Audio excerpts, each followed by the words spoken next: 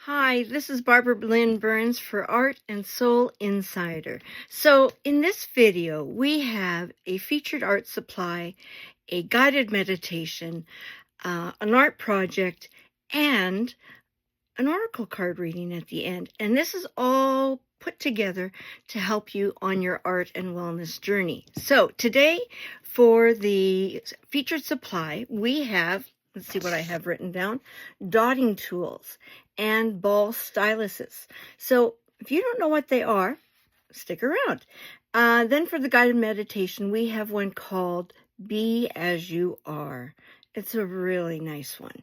And for the art project, we have a fall image that's going to be painted on something a little different than normally our piece of paper or canvas. And then for the oracle reading, we have the Namaste card set, which is a blessing and divination cards. So really special cards, really love them. So if you like this, please like and subscribe. And well, here we go. So for our art supply, what we have is something a little different. A lot of people use these for mandalas. So mandalas are, especially on rocks, they're wonderful art designs that are very symmetrical in their shape. They have a pattern, and they radiate from the center and go out. A mandala has been in our culture for hundreds and hundreds, and maybe it could be thousands of years.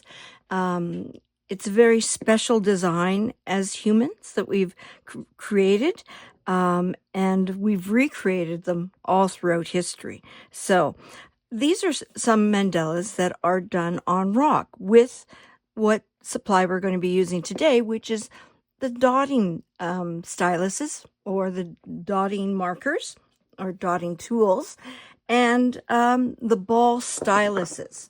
So here they are, my little container. So these are plastic ones, okay? So they make them really nice designs in them, but what the tool is basically this flat side, right? So they come in a variety of sizes. Okay, so, and as you can see, so we've got some really, oops, kind of went through my fingers there. It has some really small ones. See that really small one right there? That's the smallest, okay? And it has really large ones. And what you do is basically you have your paint on your palette and you dip it in and then you make a mark. And I'll show you how to use these coming up, but I just want to introduce them all to you. Then there are the ball styluses. So it's almost like they have a ball bearing on the side or at the end of them. And what's really neat about this one is that they have them on both ends, okay? So you have a nice variety of going from large again to, I think this is our smallest here. So they really have a nice range, okay? So, and what you want to do is make sure that it's always clean on the top of it, because that is how you're making the dot out of that one. So that is with the ball styluses. And then these small ones are kind of a combination of both. These are often used for embossing. Okay, and embossing is kind of a raised or a sunken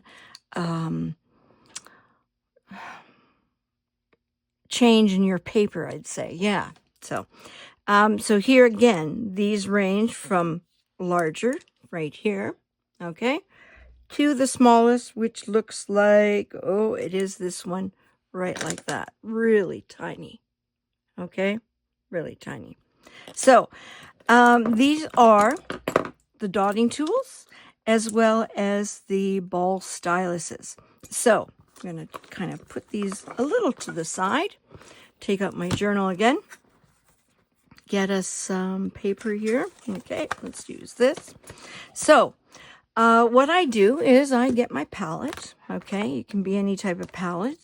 And I'm going to get my paint. Now, I find regular acrylic paint. So the paint that comes in tubes, that's more of a student grade or professional grade, that's a little too thick.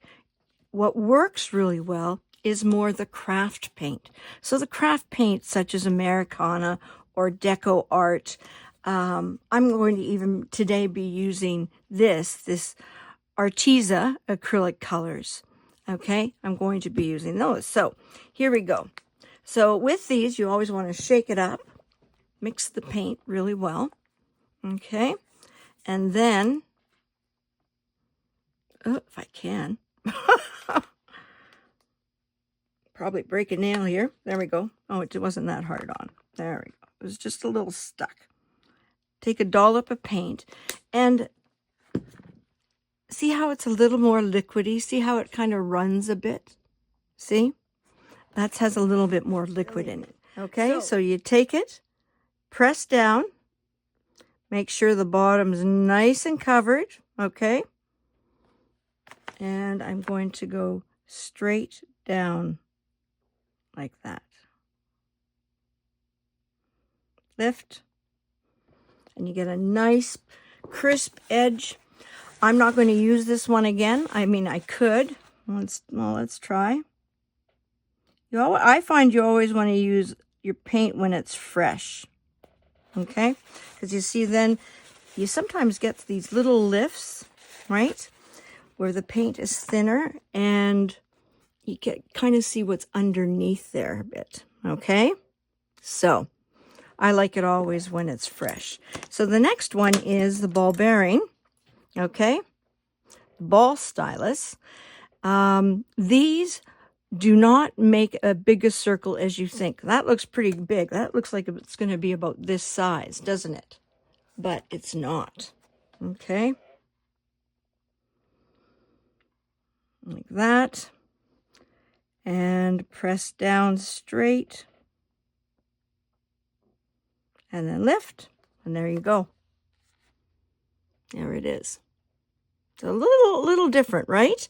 It's not as big as what it looks like it's going to be. Okay, wipe it off. Again, you want to wipe it off because it's acrylic. And acrylic likes to stick to things and it acts as a glue. So you want to make sure your ball bearings are clear. The next one are these. These are, they're kind of a mixture of both, aren't they? As I said before, they're a mixture of the dotting tool and actually a ball stylus. But, so I'm dipping in and dot. If you go get your nails done, you will see a lot of these women and men who do nails for people. They will use these type of styles to actually do variations, okay, of dots. So you can go like this in with it. So this is called taking the line for a walk. And you keep going like this, and it gets smaller as you go. See? So that's called taking the line for a walk. So that's kind of a neat technique that you can use. But there you go. Those are the dotting styluses and nibs, or not nibs, but balls. Okay? And I'm going to be using it in today's project. So stick around and you'll see how I'm using it. Okay, welcome to the guided meditation, which will actually be a sensory relaxation. So this is going to be where you're going to be imagining, using your senses to actually, use your senses. You're going to be using your sight, your sound, texture, a sense of movement. You're going to be imagining all these things. So it's a really wonderful way to really get back into your body and experience all your senses. Now, I suggest you close your eyes, and this will really help you sense these these senses much more, because your imagination will be that much stronger with it. However, if you wish to leave your eyes slightly open, and I mean when slightly open is there's just a slit of light coming through. So you'll be able to see this here just barely, but your eyes are still open, okay? And if you are interested in a picture like this, doing something like this in a future video, please let me know, and I would be glad to recreate this with you. So close your eyes. Relax, either in a seated position or lying down. Imagine that you're at the top of a stairway. At the bottom of the stairway is a state of peace, calm, and relaxation. Notice how you are feeling right now at the top of the stairway. Begin to descend the stairway, going down toward relaxation, down and down to a state of calm and peace. Picture yourself going slowly down the staircase, one step at a time. It is a comfortable, safe descent to a place of relaxation. Move down step by step at your own pace, becoming more and more relaxed with each step. You might even begin to get a bit sleepy as you get closer and closer to the relaxation. That's okay. Allow your mind to drift and your body to relax, heavy and comfortable. Moving down the stairway, down, down, down, almost to the bottom now. When you reach the bottom, you will be pleasantly relaxed.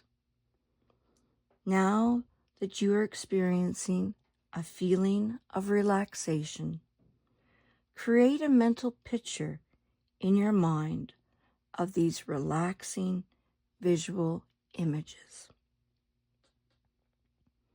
Imagine looking at an entire field of flowers from a great distance.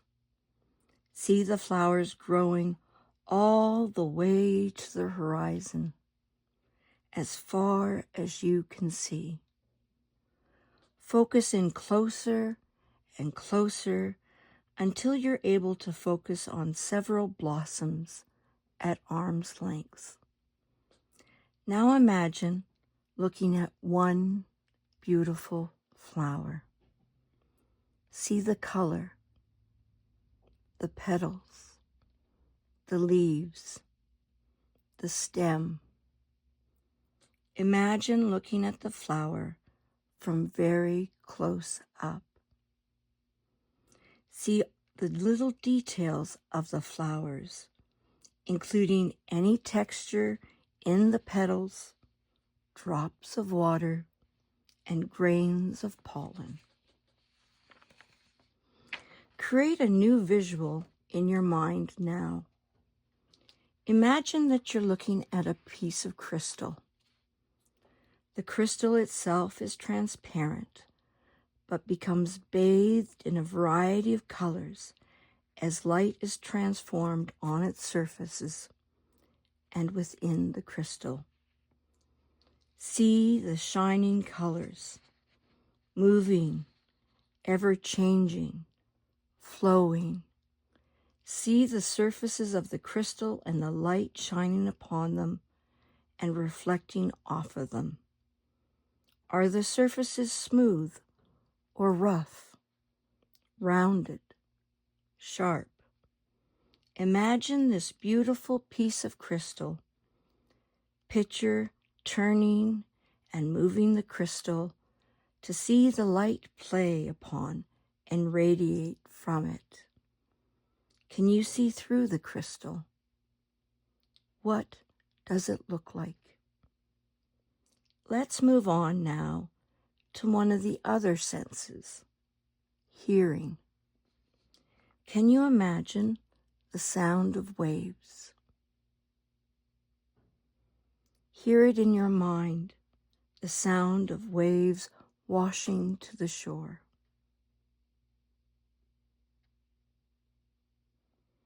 What about the sounds of a park on a sunny day? You might hear birds singing, children playing, people talking, dogs barking, a splashing fountain. Imagine the sounds of the breeze blowing in the park, the sounds of a game of catch, laughter, the rhythmic thud of a ball as it is caught in a glove, thrown and caught in the glove again. What other sounds might you hear in the park?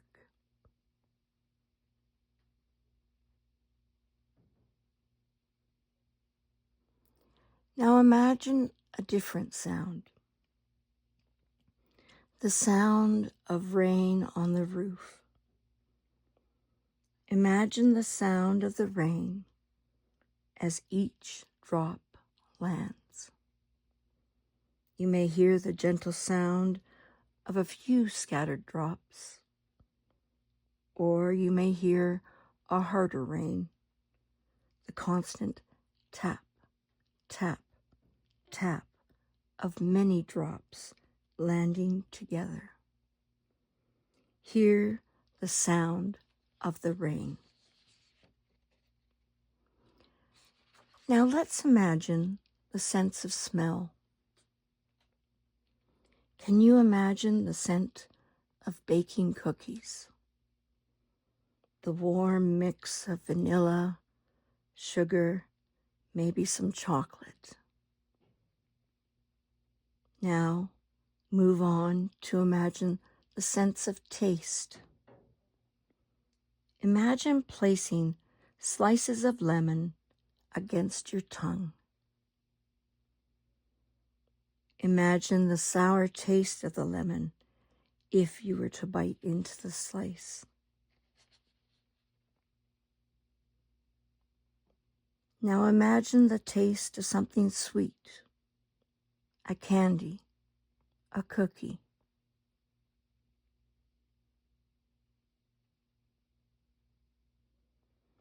Think of a food that you like. Now imagine taking a bite of this food. Taste the food.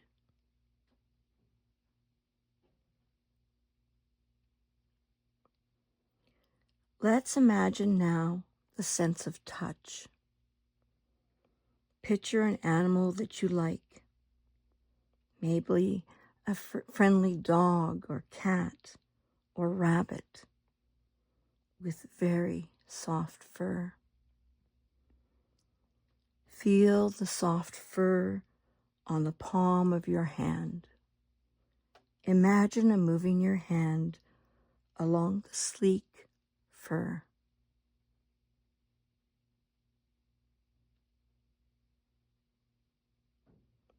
Imagine now a tub of warm water that is big enough to place your feet in.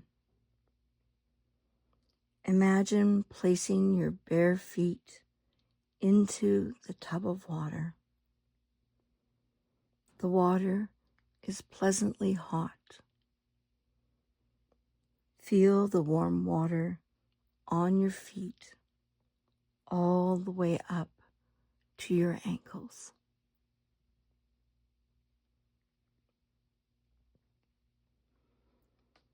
Think of holding an object in your hands that is very soft, perhaps a sponge. Imagine squeezing the sponge. Now, think of an object that is hard, like a stone. Imagine holding a hard, smooth, cool stone in your hands.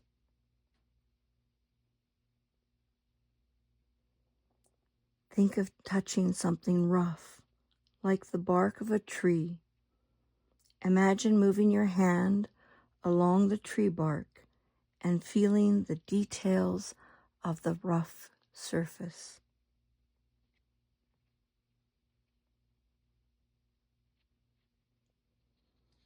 Imagine wrapping up in a heavy blanket.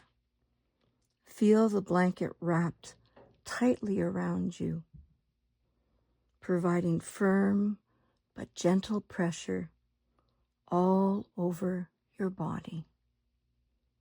Very comfortable and heavy. Let's move to the last sensation, the sensation of movement. Imagine lying in a hammock that is gently swaying. Feel the slight movement from left to right, to left to right, calming and repetitive movement. Can you imagine the feeling of being on a roller coaster? Imagine the feeling of accelerating forward, going up on an incline, slowing as you reach the top, and going up the last bit, leveling off and rushing over the other side, accelerating very fast, down, down, down, reaching the bottom and rushing up the next hill, around a curve, fast turns, feeling the movement of the roller coaster ride. Now imagine a different movement, moving your body. Imagine running, taking great strides as you almost fly along, running quickly, smoothly, and easily. Feel the movement of your muscles, your arms and legs. Feel each step.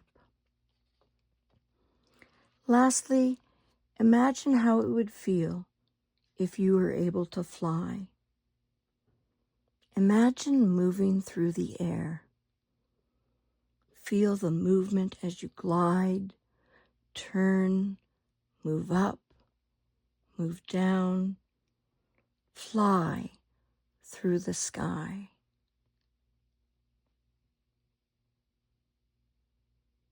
This brief journey through the senses has allowed you to experience sensory relaxation.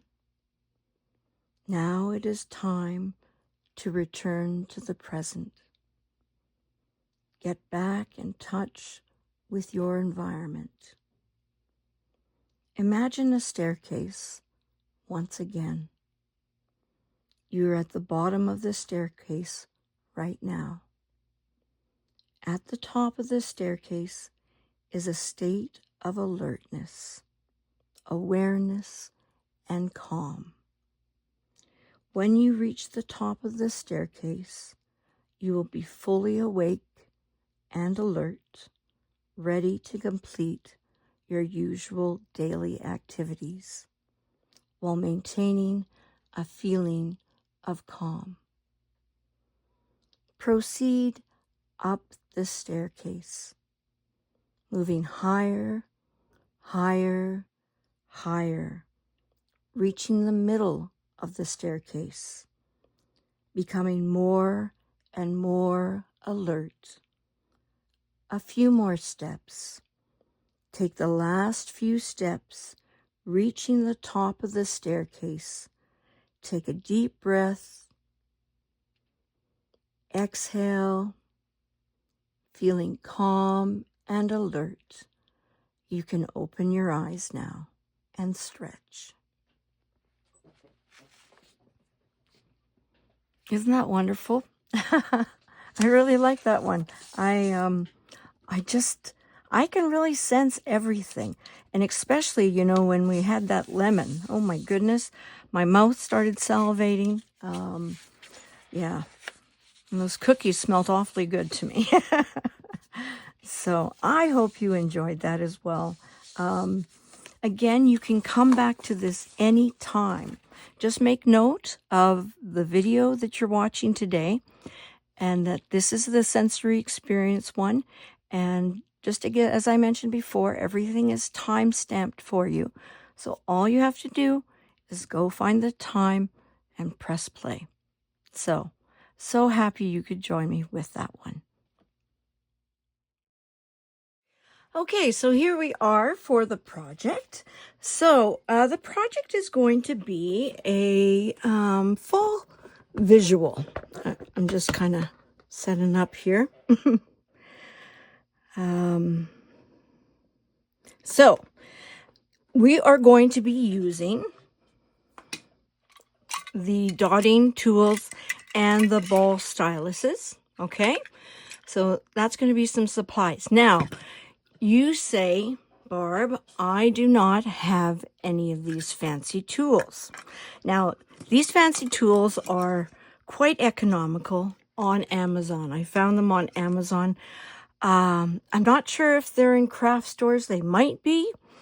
I'm not sure if they're in art stores. But I did find them on Amazon. So you can find them there, I know for sure. Now, you might not have them. So what do? Well, what's perfect is, I have one right here. Get a pencil with an eraser. Okay, that has a beautiful circle there, right? So you can use that. Another one that's very popular that really is a lot of fun to use is Q-tips. Okay, not the point. Well, you could use the pointed ones, though they might not keep a nice crisp point after a few times. But you could use the normal Q-tips that, they'll make a beautiful circle. So those work really, really well. Another one is to use, and I've used this as well, the back of my brush. Okay, there's a nice kind of circle there, and I go ahead and make dots that way. I have done this in the past as well. You take an eraser. I'm getting one. It's covered up right now, though. Sorry about that. But you can actually carve out a circle. Okay? And use it as a stamp. So that's one way you can use these erasers, right? So just take an X-Acto blade and do that. Find anything that kind of has, a flat surface, okay, that you could then use as a dotting mechanism. You might have to hunt around the house, but they are there. Another one you could use is a bobby pin. They have those little balls on the at one end, I believe, if I recall the ones I'm used to. And you can make dots out of that. So lots of variety of options. So just go and explore. Like even I'm looking at this, I just grabbed one of these. This is from now I'm not sure how well it'll work because it has a divot in there. But see, this is a circle there too. So, lots of options. Okay.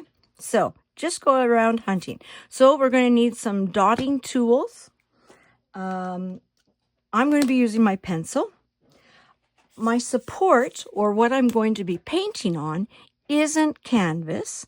It's not my journal paper. It's a I can say that, wood panel. There we go. I got these from the site called Temu, Temu. Okay, and I've got a variety of them. I think about 50 of them. They're wonderful for painting on. Okay, And what you can do is just gesso them regularly. You can put canvas over them if you want. They're pretty thin, but that can work as well. But or you can just paint right on top of them. So we're going to be using that today. Now, if you don't have a board, go ahead and use your journal or watercolor paper. Another option is you could use a rock, a nice flat rock. Various options there, okay? Another thing we're going to be needing is naturally some brushes, okay? My brushes are going to be more on the smaller side because I'm going to be actually making a shape inside here. We're not going to be doing the whole plank as such, panel. And then I'm going to be needing acrylic paints. Now, what if you don't have acrylic paints? You could use gouache. You could use tempera paint, okay? Those would be two really good options. I've got acrylic paint, and I find what works best with these acrylic, with these dotting tools are the craft supplies. So the craft paint that you can find at the dollar store, you can find at Michael's or any type of arts and crafts store. And then I'm not sure, I haven't seen them in my art store, but I know you can get them from various areas, and you can get these from Amazon, because I got these ones from Amazon as well. Okay, so these, I'm going to be using colors like, because it's a fall-like thing, I've got yellows, oranges, reds, and some greens. And for the tree trunk, I've got two different types of brown. One is burnt sienna and one is burnt umber. One's warmer, one's cool, one's cooler. It works that way. So what I'm also going to be using, you could use black acrylic paint or your black tempera paint or your black gouache. I'm going to be using black gesso. So this is basically gesso. It's put in a bag, okay, instead of your normal, plastic one, okay? It's a little bit better on society, or our environment. And, just to read here, heavily pigmented for exceptionally covering power.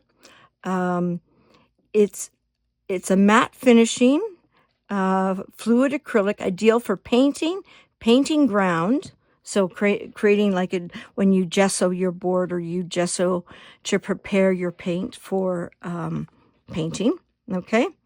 It's good for murals, decorative, and fine art. For painting ground, that means what you're going to be painting on, also called a support. You can use paper, primed canvas and boards, cloth, wood, stone, concrete, modeling clay, and leather. Amazing. What I like about this, and the reason why I'm using just this instead of my black acrylic paint, instead of just painting that on top of this, it's waterproof once it's dry. And it finishes without brush strokes, which is pretty cool. Okay? So what you need to do is you need to shake or squish. Okay, squish this up like that. And so those are all the supplies we're going to be needing today. So let us begin. So I'm going to put all these aside until we need them, right? So, I also have, I have some paper towels. Every now and again I'll break down and use a paper towel, but I've got my my cloth, right, that I wipe paint on and then just throw it in the washer. So, and naturally I've got water, right? So here we go. So what I like about this, and for painting on it, I'm going to be I want to focus on the grain because I'm not going to be painting the entire board because I kind of like the wood. showing. You know, I love seeing these wood grains, you know, these variations. Now, if you are painting on wood, you have to be very careful on, or not careful, but be aware if you are showing the wood, the direction you want the grains to go. Okay, I could do it this way, but because I'm doing a tree, okay, I'm wanting it more this way. So it kind of looks like a landscape with kind of good old clouds in the sky. Yeah, so that's how I'm going to be doing that. So make sure I'm centered, because as you know, sometimes I get excited when I start painting and I get out of frame. And an example was when I was doing the featured supply today. I actually had to do it twice because I painted, was painting away, happy and sharing all the wonderful things, and then I realized I'm totally out of frame. So there you go. So here I am again, making sure that I am in frame so you can see and experience the joy that I'm feeling when I'm painting as well. I'm going to take a sip.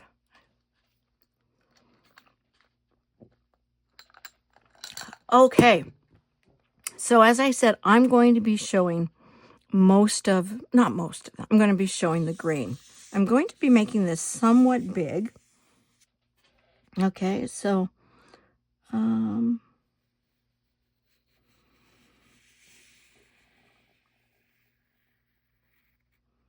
I want to make it kind of the same distance here. So I'm going to just draw a line like that and join that line. I can always erase or, wonderfully do, paint over, right? There. It's not a circle. It's kind of smushed. It's kind of rounded on this edge. It's kind of flat. So yeah, I'm going to be using this gesso. So I haven't used this gesso before. Well, I've used Liquitex, but I haven't used Holbein. So I've smushed it around. Okay, I've carefully opened this because you don't want it to spill all over. And I'm going to squeeze out some paint. Oh, it wasn't mixed as well. There was a little liquid there. So maybe mix it on my palette there. Put the lid on tight. Okay. And I've got my bigger brush here. We might need 2 coats. We might not. We will see. So gesso is used, as I mentioned, in various ways. Some people actually prefer to paint, use their white in their artwork with gesso. I forget who, there's an artist I follow. I think she's on Instagram, and that's what she does. She chooses to use gesso as her white. I want to make sure, and if it's not perfectly smooth, right? There's no such thing as perfection. I had to work on that hard and long. Let's see. I'm kind of sneaking up here because I can't see the top edge from my vantage point, so excuse me as I butt my head into the screen here. I'm sure it is. I've got a long brush here, and what I have is my phone that I'm recording on because I haven't set up my camera yet to film. My phone is actually attached. It's, being charged while I'm while I'm filming. So, the cord and this long brush handle is they're kind of working against each other here. So, doing the best I can here with it. So, things you just don't see that are behind the camera. Actually, it's pretty much what you see, except for this long handle. There. Okay, I'm thinking it's looking pretty good. I'm liking it. And I'm thinking everything's covered. I'm not seeing any white spots. I'm just going to let it dry for a bit. I'm going to take my blow dryer way over here and just encourage it to dry a little bit.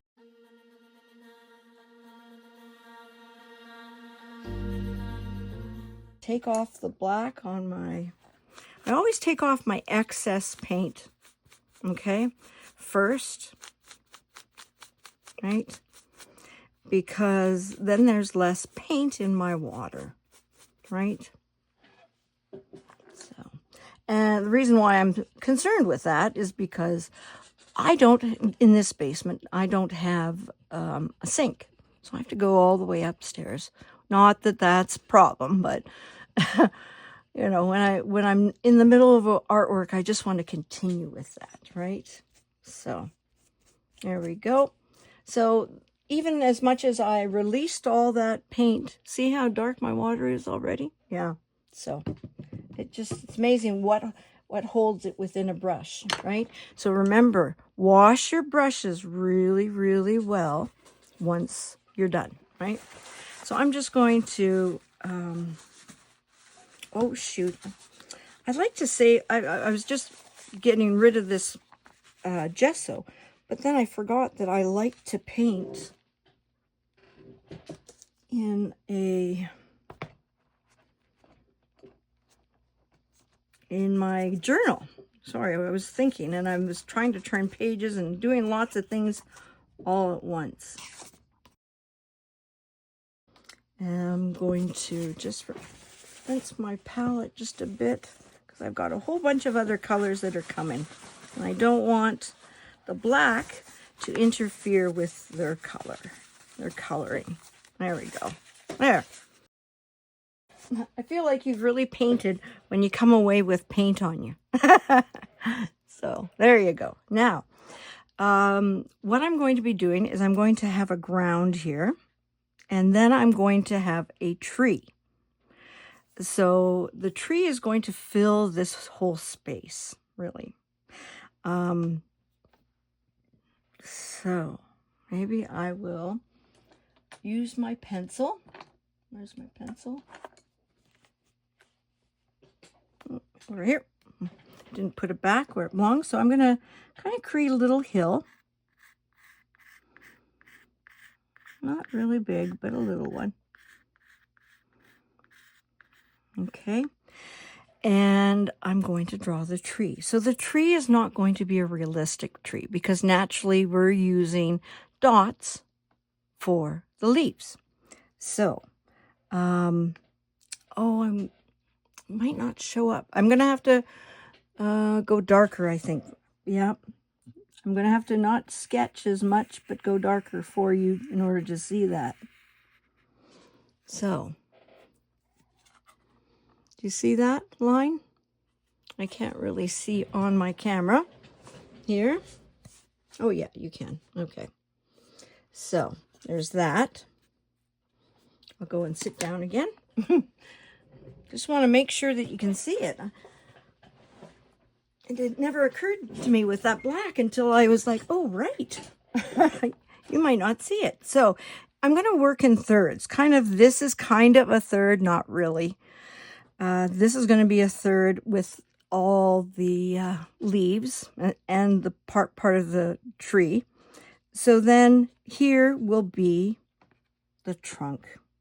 So I want it kind of in the center. So I'm going to go like this and come out. So go in and then come out. Okay. Just like that. Soft curves right there. So then how I'm going to be doing the leaves, not leaves, stems. Okay, remember with a tree, you're going to start first with the trunk naturally. Okay, then you're going to come off, and when you come off of a tree trunk. It's going to be a little thicker here naturally. And then when it goes off to a branch, it's going to go thinner, right? So we have to go thinner. And we're going to go like that, make it come to a point. So then this is going to come up, and then we might go off here with one, okay? And that's going thin. And then this is going to go thin here. And then making this a thinner kind of one here. And then sweeping up, and we're going to go off here to one that's kind of coming up like that, okay? But you get it, right? You're seeing how I'm doing it, right? It's very, very simplistic, but it's going to all work very well, because then our dots will just naturally fill in. And then we'll work on the other side as well. Okay? So I'm going to show you, I'm going to go and do one part, which is going to be very much like this. Okay? And then I'll show you the other part when I'm done. Okay. So here we go. So, and again, the beautiful thing about video is you can stop and look at each one after I'm done. So I'm coming up and I'm doing a little curve here. Okay, and then I'm coming off here. This is going to be kind of like a soft U thing right in the middle there. See that? It's like a soft U. Okay, and then I'm going to come up here and I'm going to bring this one all the way up to the top here. And it's going to come down like that. Okay, so this one right here is going to go like this and go to a point. Okay, and then again, like the other one I was showing you, it's coming up, and I'm going to go into a Y here. Okay, going into a Y in here. And then curve that one and curve that one. So there you go.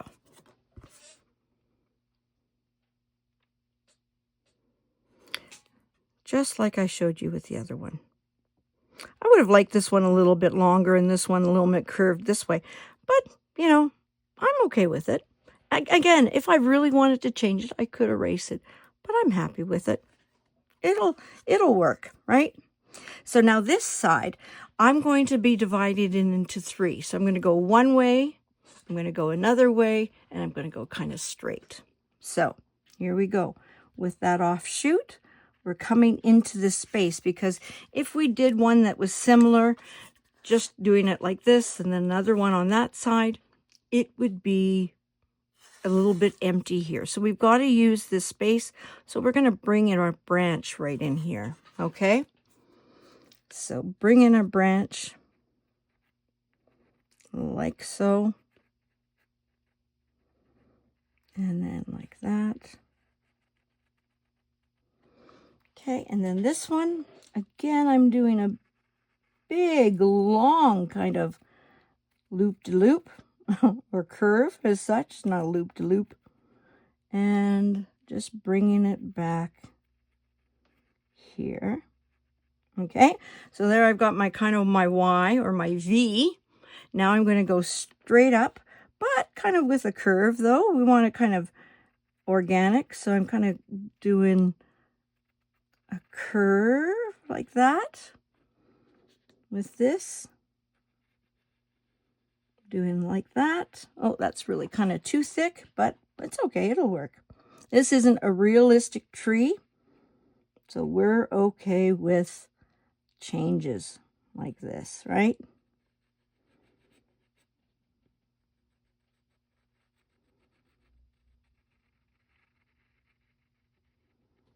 So there's my tree. Okay, so one side, we're dividing into two. One side's basically going to go like this, and this, and this, and this. This one's a different because it goes, one's kind of straight up. See how I did that little curve there? And then one goes to the side and another goes to a side. Okay, so all of this is actually going to be filled with leaves. So now we get to paint our trunk. So now if you need to pause this to have a good look at it, please do, because this is the foundation of where all your dots are going to go, right? So if you need to pause it now and just have a look at it while you're drawing it out. Now, I would think, this could be a little thinner instead of keeping it all the same thickness. See, this one's nice. You see how it goes thicker to thinner? That's nice. This one's kind of the same. Yeah, want a little bit thicker to thinner. But I'm okay with this because it will still work. Yeah. So I've taken my two browns. Okay, so burnt umber and burnt sienna. You do not have to use these same colors, right? You can use whatever colors you want. I might actually make these. I might not use the pure burnt umber. I'm going to mix, I think, a little bit of burnt sienna into the burnt umber. Just to kind of warm it up a little bit. But I still want I want two values. This is going to be the lighter value, this burnt sienna, okay? This is the darker brown, okay? Another option is if you only have one brown, just add a little bit of black to this. Perfect, okay? So I'm going to take this and make another blob. And I'm going to add, I think I added too much of a blob. So I'm just actually going to, this one's a tough lid, even though I've opened it before, numerous times. Which is good, though. It's much rather have a tough lid than one that's not so great. So I'm just going to put the burnt sienna right beside the burnt umber, because I'm going to mix these two. So what I'm going to do is I'm going to paint. I was going to say color. I'm going to paint with the lightest one first. And then we'll put the dark in. So let's see what brush is going to work the best. This one's kind of frayed. See how I've used it too much, and it kind of happens with brushes like that. But we'll give it a go. It probably works a bit different when we have got paint on it. You might need a couple coats because this has more water in it, right? As I mentioned before. It just might need more coats. So I want to cover up my pencil lines. So what will happen is the black will give a nice contrast to the colors I'm going to be using. So, brown is brown, but again, the fall colors will really pop.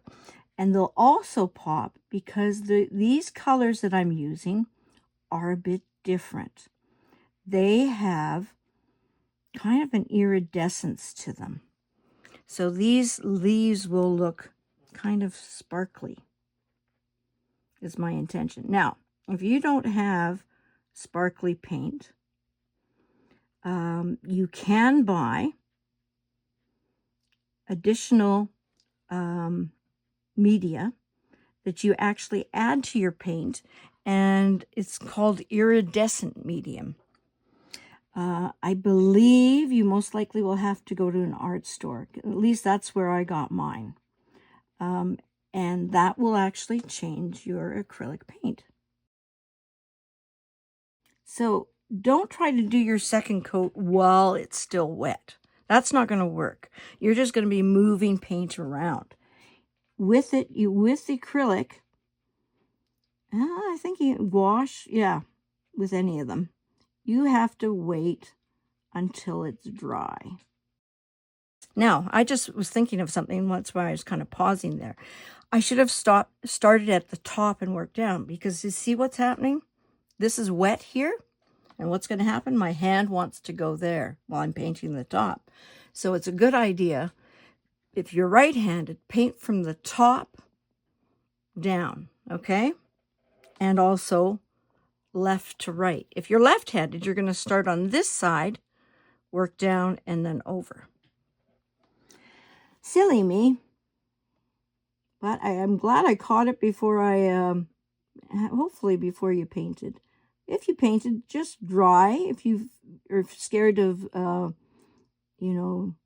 messing up the color, the painting that you've done, just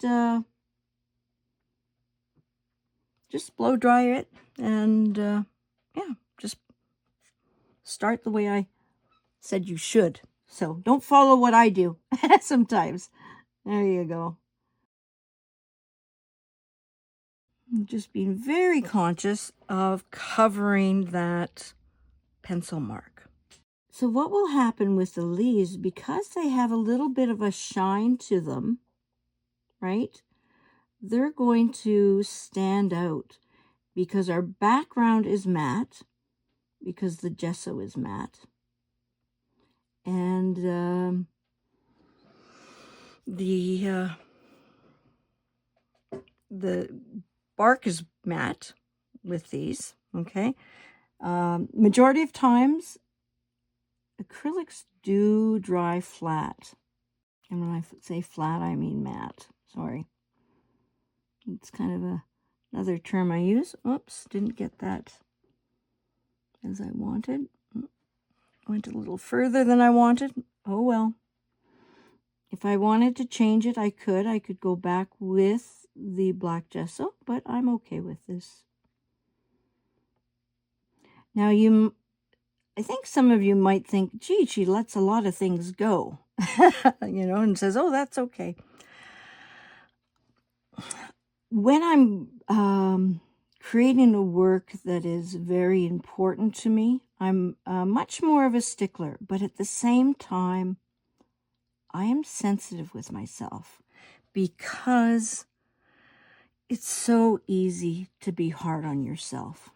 It's so easy to say, oh, I screwed up, that didn't work out. We have to be gentle with ourselves. So even when I'm doing an important piece of work, I still am gentle with myself. It's taken a long haul for me to be like this. It's growth, and it's growth of loving myself, and treating myself like I would one of my students or my friend. I would not berate them or come down on them hard and say, oh, you really effed up on that. You really screwed that up. Boy, you made the painting worse. Way to go. I would never say that. I'd point out things that I did well and that were good, and saying, oh yeah, you did kind of, it's not the best there, but maybe we can fix it. Maybe we can work on it a bit more. And that's how you should treat yourself. Okay? I was almost ready to drink my paint water. There. You got to watch out. Make sure that when you pull your drink, you're actually drinking what you should be. I've made that mistake once. I'm not wanting to repeat it. So I'm going to dry this now, because I want to go over with a second paint job. Low setting. We don't want lots of heat, so put it at low. So here we go again. I'm doing my second coat. This time I won't talk through it unless something comes to my mind and think, oh, I better tell them this. So we can I can put fast forward for this.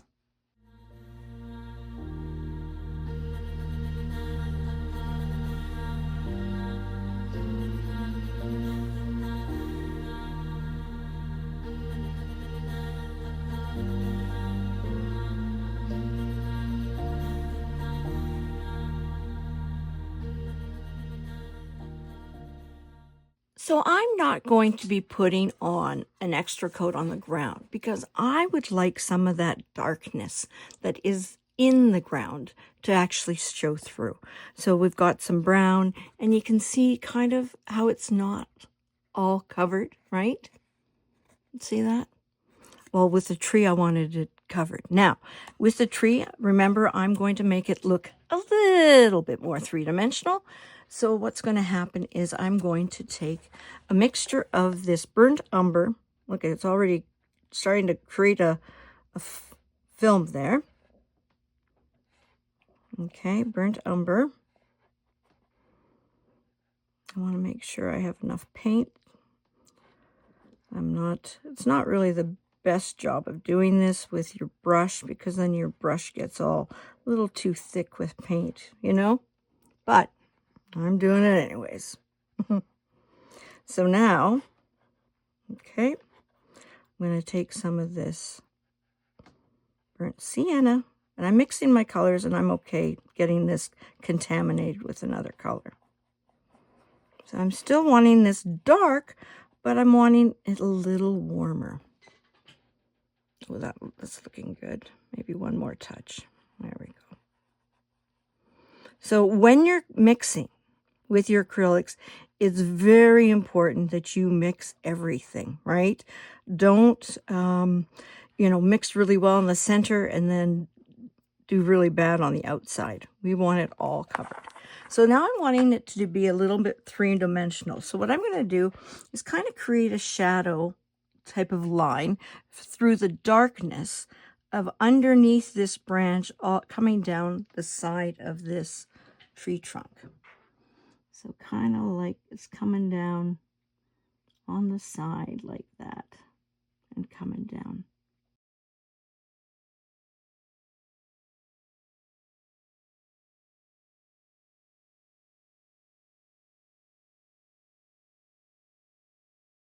Now, if it's not extremely evident, that is okay. It's going to be there. The eye will see it. It might not say, oh, all right, there's a huge difference there. Now I'm going to create some coming up on this side. Okay, still continuing the dark side on this side. So then the dark side's going to come up on this side as well. So I'm just going to continue with that line right through. So I'm just going to bring it up and on this side. Okay. Now for this side, okay, I'm going to create it on that same side again.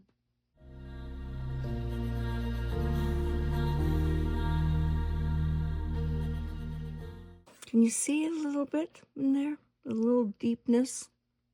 Okay.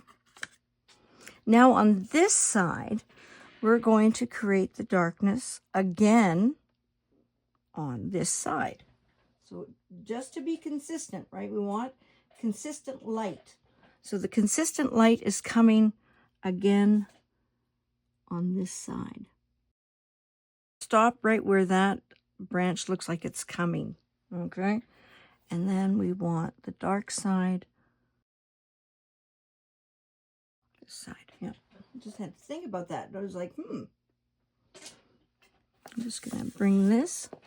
I'm going to turn it over just to make it easier for yourself. Don't be a martyr when you're painting. Because I was kind of being a martyr there. It's like, I was wanting to keep it straight for you guys, but wasn't helping me. So let's make it work, right? You're the one painting. So make it work for you. There we go. Kind of coming it below there. See, a little lower here.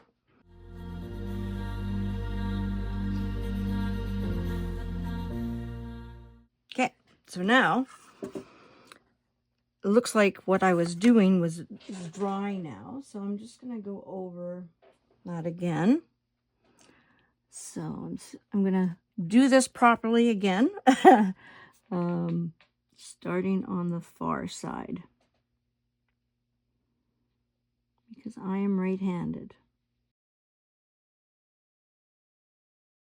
So when we're going to be painting the leaves, not to get ahead of ourselves, but kind of am, we're wanting, oh, that went a little too thick. We're wanting a variety of shapes, okay? We don't want, not variety of shapes, variety of size. There we go. Because if the leaves were all the same, it would be very, well, not that great. It wouldn't look that sharp. It's a challenging thing for me sometimes to paint for you guys, because I often like to get really close to my work, which they say you shouldn't, but I don't know. I just want to be there. So if I did what I wanted to do, I would actually be completely in your way. You wouldn't see anything. No, I'm sure you'd see a little bit, but so I did that one, right? I'm just trying to think. Yes, I did that one. It dries so quick. Now, it dries quick here. Here is in Alberta, Canada. It is very dry in Alberta. Okay, so our humidity's low, like very low. People comment even from other provinces. Like my sister lives, sorry, I'm away from the mic there. My sister lives in Manitoba, which is 2 provinces only over. And she will mention that whenever she comes here, it is so dry that she really, it really affects her skin. Like she feels it in her skin. So humidity makes the paint dry quicker. Or, well, sorry, humidity makes it dry quicker or slower, depending on where you are. So if you're in a place with high humidity, so that would be Florida, right? Think of the ocean and the water and, yeah, just has humidity. You know humidity. Then the paint will dry much slower. So if I'm painting in Vancouver, Canada, which is only a province over from where I am, everything takes longer to dry. My hair takes longer to dry. My paintings take longer to dry. That's just the way it is. So there we go. So I'm kind of done that paint for right now. So I'm just using my excess paint right now. Just kind of, instead of brushing it on my cloth, I'm just brushing it on this thing. So I'm going to clean my brush. Not that I'm done with it. Okay, so there it is. So we've got a light side and a darker side. Now remember, you could have made it darker just by adding black, and you could have made it lighter by adding white. So taking off the paint off my brush, because I won't be able to clean it until after I'm finished with you. So I want to make sure it's pretty clean. So how I can make sure it's pretty clean is I can go put it in the water, even though my water's black here, and go like this, and it's coming out pretty clear. Okay, there's a little brown, but I think that was on my furrow here. Another way to check is when you squeeze, is there any color coming out? My fingers are black from the black paint, but there's no color coming out. So I think it's pretty clean. Not that it's great, because the paint can be inside, deep inside those bristles right there. So I'm going to paint everything, or wash everything really well with soap and water when I'm done. Okay, here we are at our oracle reading. So this is the Namaste deck, the Blessing and Divination cards by Tony Carmine, Salerno. And I might be brutalizing that last name, and I am sorry Tony. So Namaste is actually meaning, I see the God in you. I honor the God in me, and I honor the God in you, or the spirit. Okay. So it's a beautiful, beautiful thing to say to another person. And these are beautiful, beautiful cards. So they have a variety of images on them. Just breathtaking and beautiful and just very joy-filled and lovely, okay? Powerful. So with these cards, you have a choice. You could, again, blindly choose one. You could lay them out and pick your favorites, okay? And then narrow it down to your favorite that day, and then read the blessing on the other side. So it's a variation of what you can do.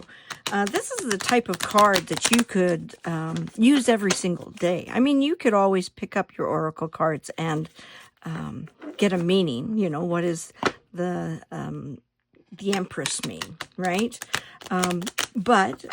Or, I mean, you can use something like this, you know, just a quick little blessing. You know, this would be a lovely card set to, you know, as your guests are leaving, ask them to pull a card, right? So I'm just going to, I've got my eyes closed.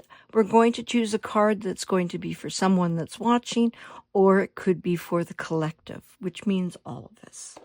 So there it is. Oh, there's two. Okay, so we're reading two. Okay, so this one is beautiful. Wow. I'm not sure what kind of flowers. Looks like then it goes into water and a beautiful sun with clouds. The blessing is a sea of blessings. The universe is a projection from within you, and you are a projection of the universe. You are vast space, and yet you are spaceless. You are a divine ocean of love, a sea of blessings. You are the wind of change that flows through life. So a sea of blessings. And this one. Here we go. So we have a tree in kind of a forest, and it's a beautiful, looks lots of different colors and stuff like that. And the sun is coming through, and then there's a heart on the tree. So this is a blessed heart. If you feel that something is missing, look within and you will find it. What is your heart saying? Your heart is the gateway to your soul, and your soul is the eternal you. Know that you are free, protected, and blessed. Namaste. So beautiful. A sea of blessings, which talks about a divine, basically, sea of blessings. Yeah, that the universe is a projection from within you, and you are a projection of the universe. So, and then a blessed heart. So look within if you feel that something's missing, and you'll find the answers there. So two beautiful cards to end a beautiful session. So there you go. So there we go. Wow. We had a lovely, lovely introduction to a very unique supply, okay, with these wonderful ball styluses and the dotting tools. Then we had a very special but simple guided meditation. And I love also how that just led us into our artwork, and how this artwork could really be a chance for you to, like the meditation said, was breathe and just to, come back to your breath and feel your body. What is your body feeling? And be kind and be gentle with yourself. There's only one of you, and we need you. So have a wonderful week.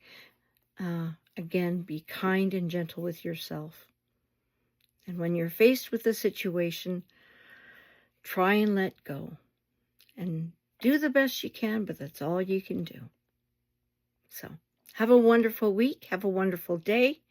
And we will see you next week. All my love to you. Bye-bye.